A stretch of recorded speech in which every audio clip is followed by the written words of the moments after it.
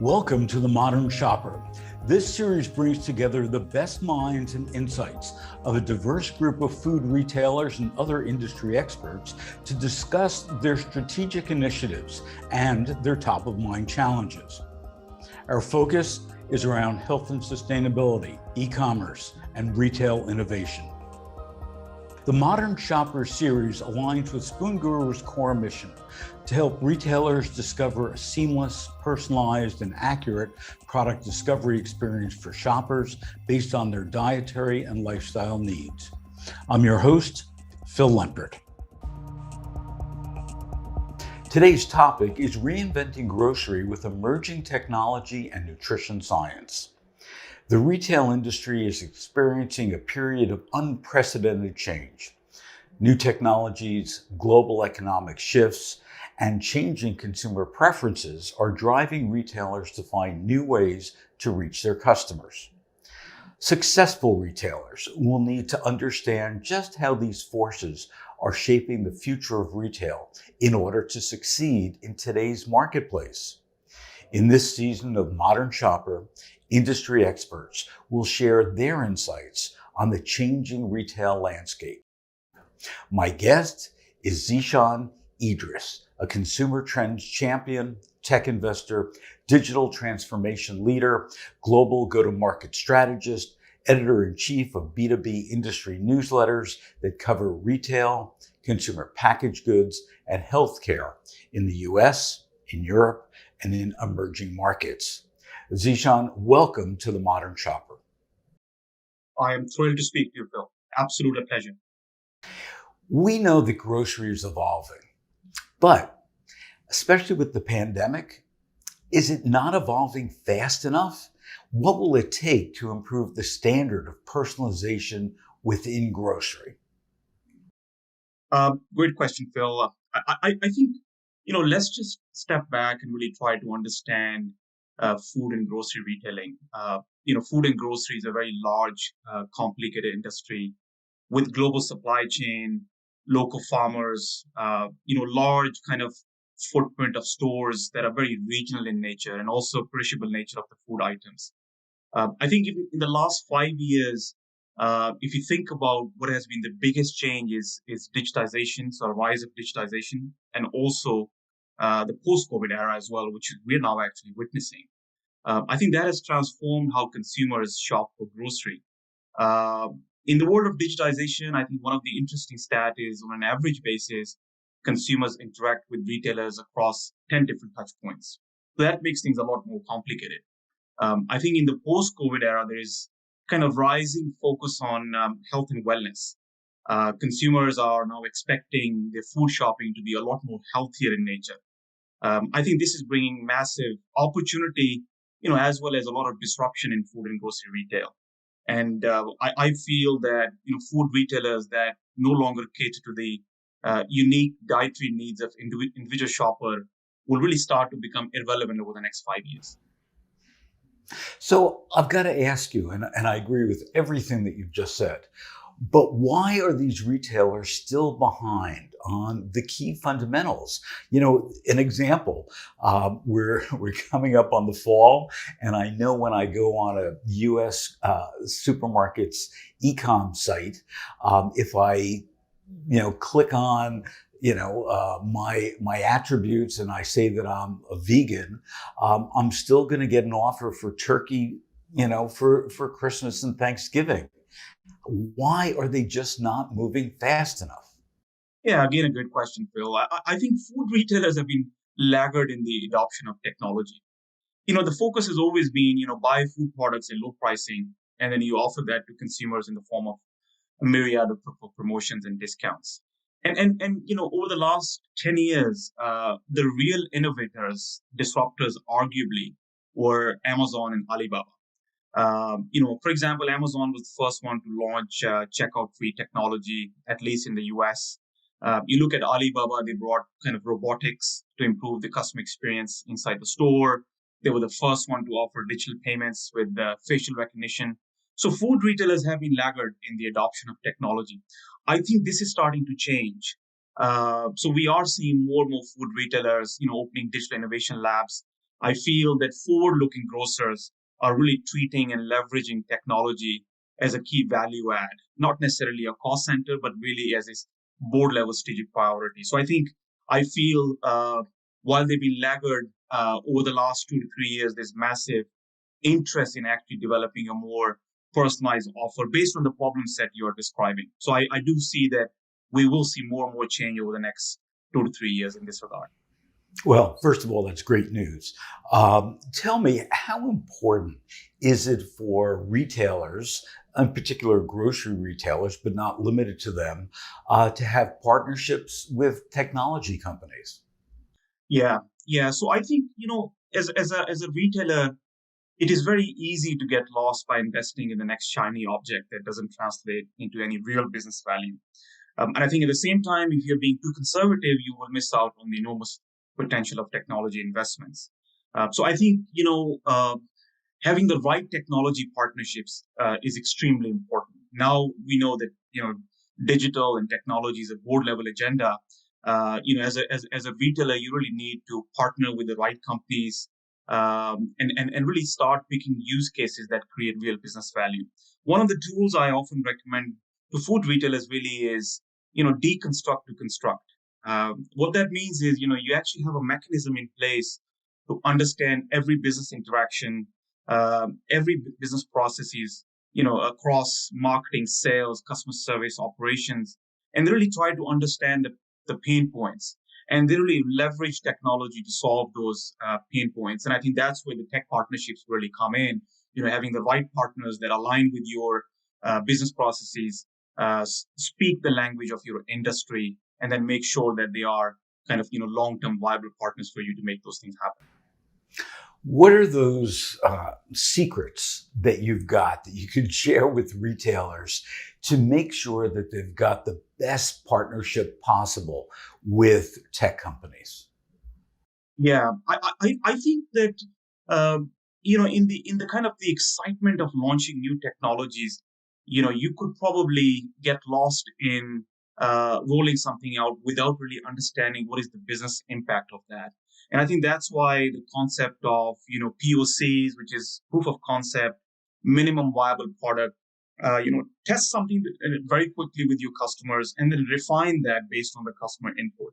I think that absolutely is critical. And then your colleagues are your best brand ambassadors. You encourage them, you reward them with for adopting technology. I think that's key. So launch early in the market, fail faster if you have to, refine and fine tune your offer, and then really learn from your customer input. So now let me flip it the other way. What are those hints and secrets for the technology companies to support retailers in the most effective way? Yeah, so Phil, 15 years ago, let's say, ERP investments were huge. It was kind of spray and pray type of mentality, right? It was a large scale, very functional driven investments that retailers and other brands were making. I think now technology has taken a central role in driving strategic agenda, and really, we don't really have 18 months, 2 years before you roll something out. I think because consumers are expecting kind of real time experience, retailers really need to partner with technology providers that can really offer that sort of solution. So how do retailers or technology providers partner with companies and really make sure their offer is aligned with what the market is saying? I would probably say really it's twofold. One is make sure that you kind of move away from functional practices into building more industry tailored propositions. So speak the language of the industry. Food retailers as well as other brands, other industries are really asking for that. I think the second one is your pricing structure. As a technology player, really those large scale investments are pretty much out the door. With cloud computing, software as a service propositions, retailers expect technology providers to get their skin in the game, and really, create more outcome driven pricing models where you are able to show return on investment very quickly, and really, roll out value-driven POCs that offer an opportunity to retailers to fine-tune solutions based on customer input. So you mentioned the consumer. Probably that's where everything needs to begin and end, to make sure that as a retailer, you understand your consumer. Help us understand what do you see in your crystal ball for consumer expectations? What's going to be the next big disruptor for consumers that retailers should be aware of? Yeah, so that's the $1 billion, maybe even $1 trillion question. It's very difficult to predict. But I think if you look at what has happened over the last year or so, I feel kind of metaverse, Web3 are really set to take technology to a whole new level. And it's really being driven by Gen Z. I think Gen Z are the new disruptors. They were kind of brought up with this 3D, VR type of technology experience. JP Morgan is predicting that metaverse will create over $1 trillion in economic opportunity over the coming years, right? So I think we can't really predict exactly how this will pan out. But we know for certain there is enormous opportunity in this new kind of shiny object. You look at kind of brands such as Carrefour, Walmart, L'Oreal, Adidas. They're all really investing in this new technology to really learn, how they can leverage that to improve their business processes. We're seeing sort of, uh, rise of digital avatars, more VR powered stores, virtual fashion shows, even, using metaverse to really empower your colleagues. So I think, we are really at the inception of what could become a really exciting opportunity for brands across every industry. But step back and really, doing something for the sake of technology may not be the right strategy. I think the fundamental principle still remains the same. Think about your customer first, understand your business priorities, and then make sure your technology agenda really fits and meets your business goals as well as corporate values. So you mentioned the metaverse. Is that going to be the future of e-commerce? And if it is, how do we make it better in the context of health and wellness? Yeah, so I think we're obviously speaking about food retail. So let's look at the overall market size. I mean, globally, grocery market is worth about $12 trillion. I think the e-commerce is still very small actually, and I think it's going to grow. The growth is going to be huge over the next 10 years. I think the research is saying that e-commerce will be worth $2 trillion by 2030 as per Grandview research. But I think if you look at the size of the pie, that is still kind of just over 15% of the total grocery market size. So what this means that the bulk of the action will happen inside the store, and I think we need to focus more on omni-channel retail, smart stores, more hyper-local delivery options. They all become strategic priorities, and I think if you blend kind of your question is around metaverse. How do you blend metaverse into this exciting new experience? That would also be a huge opportunity as well. The second part of your question is, health and wellness.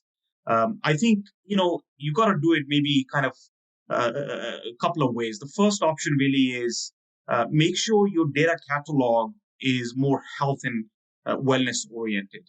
For each and every product, what are the rich dietary attributes that are tied to that product, right? So you need to have a very rich data catalog. The second part really is, personalization of experience, right?